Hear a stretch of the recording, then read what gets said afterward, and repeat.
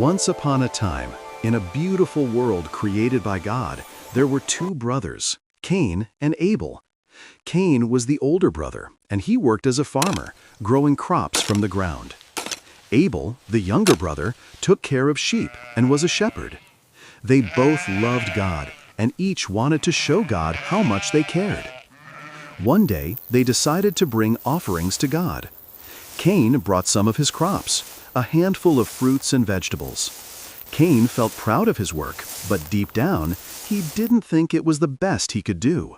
He worked hard on his farm, but he didn't think much about the special gift he wanted to give God. It was just the leftovers from his harvest. Abel, on the other hand, brought the best of his flock, his most perfect and healthy sheep. Abel felt joyful and excited to give God the very best he had because he loved God with all his heart. He wanted to give God his most special gift because he cared deeply about God. When God saw Abel's gift, he smiled and was pleased. Abel felt happy and peaceful because he knew he had given God something special. But when God saw Cain's offering, he wasn't as happy. Cain felt confused and disappointed when God didn't smile at his gift. God knew that Cain didn't put his whole heart into the gift. Cain felt sad and angry. Cain's heart started to fill with jealousy.